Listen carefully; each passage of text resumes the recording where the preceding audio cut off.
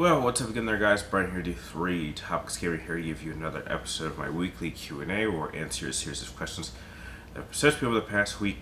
For this particular episode, I have about 7 questions. I did get more, however, there was like a semi-balanced amount of questions that were simple enough that I was able to answer in the comment section as well as questions I have for this episode.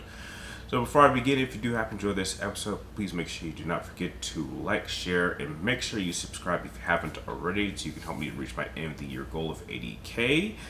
So without waiting any more longer, let's start off with the first question coming from the Batman of Neil Gotham.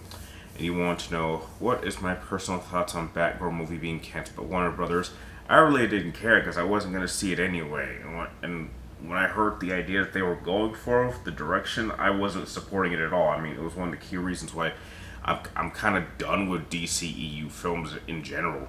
I mean, they were getting rid of Superman and replacing him with Supergirl with like a Latina version, which I was like, that's not Supergirl at all. And then they were replacing Batman. They were getting rid of Ben Affleck and replacing him with Batgirl. And Batgirl was supposed to be the replacement for Terry McGinnis' Batman Begins. So basically, they were trying to build a new Trinity with Batgirl, Wonder Woman, and Supergirl. And once I heard that, I was just completely just out. So the fact that we don't even know what's happening with the Flash movie, Batgirl's been canceled, and Wonder Woman ain't doing so well, which puts a smile on my face. They need to just blow this whole thing up and start over from scratch. And it looks like that's exactly what we will get. So, heck, I didn't really care, but heck, once I heard it was canceled, it was deleted, and it will never see the light of day, personally, I was happy about it. And I'm ready to move on, and hopefully Warner Brothers gets their stuff together, and we can start getting some quality films. Next question comes from Tyler Goff, and you want to know, who do I think is the most underrated and overrated military character in my opinion? I really don't like doing overrated and underrated, but if I had to just go off the top of my head, overrated, I guess Venom Snake. Underrated, Johnny. Just off the top of my head, I would say. Next question comes from Shadow Decis Gaming. He wants to know, why did Wesker run from Alexia and Code Veronica? Do you think he was outmatched or scared? I don't know if he was outmatched. I just don't think he was prepared. He didn't really know what he was up against. I think that's it.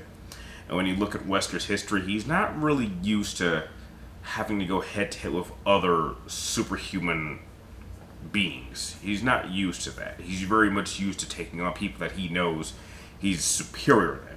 So I guess when he ran into Alexia, he was just like, well, I'm not really sure what I'm dealing with here. And that Chris is here, and I'll just let him take care of it while I go do something else. So I just think it was just a matter of he didn't know what to expect, so he didn't want to find out. He didn't want to risk it. And then, with Chris being there, he was in a situation where he couldn't control it. So that's what I think happened.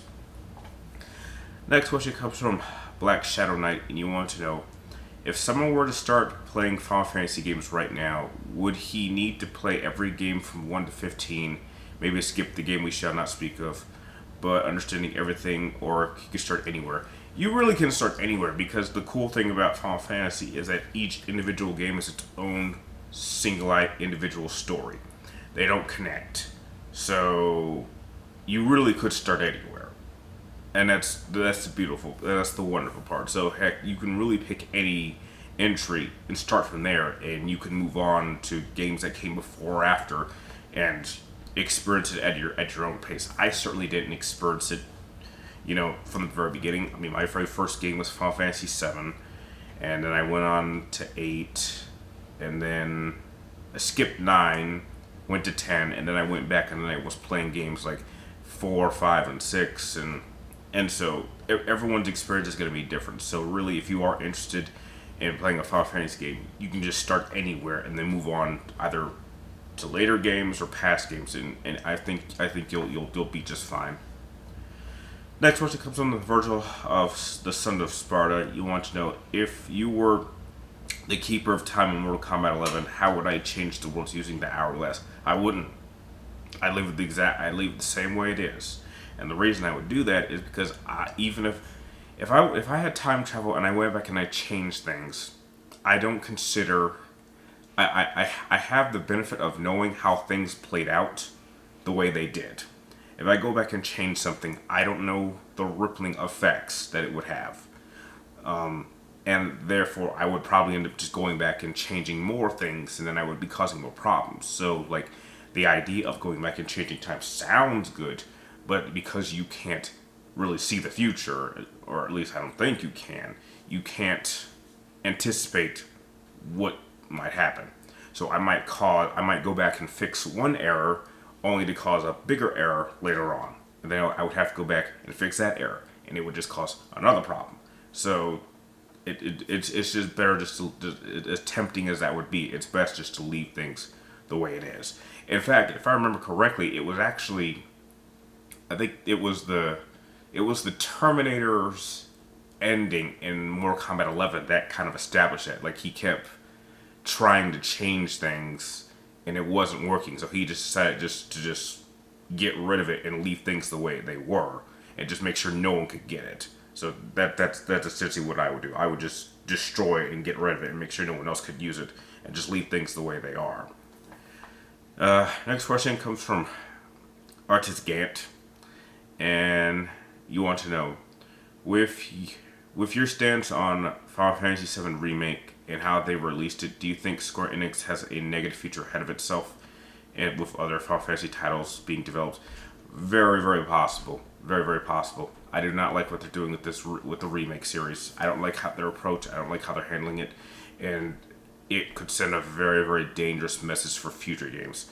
I'm like, if they did this much damage to the Final Fantasy VII Remake, dear God, I don't want them to touch any older games. Just keep moving on with newer games and try experimenting. I mean, I'm already mixed with what they're doing with 16, but at least it's different, and it has the potential of creating its own identity, which is what Final Fantasy games are known for. Each game is central and focused, and it has its own identity for positive or negative reasons. So I would prefer they keep trying that and not do this practice of taking one key game and splitting into multiple games just to get as much money out of it when that was completely unnecessary. So that's just my thoughts on the matter. And the last question for the episode comes from Cinovik. He wants to know, how do I think the story of Snake Eater would be affected if Ocelot knew the boss was his mother? If Ocelot knew that the boss was his mother, ooh, that's tough. If he knew that, I'm not sure it would affect too much. It'd be weird. Because if he knows who the boss is, but it's one of those things where even if he knows, it's not like he would have a connection. It's not like the boss would. I mean, it's possible she may have known. I'll be honest. I'm really not sure. There's just too many variables. Like, even if there might be a reason that she kept him alive, well, perhaps.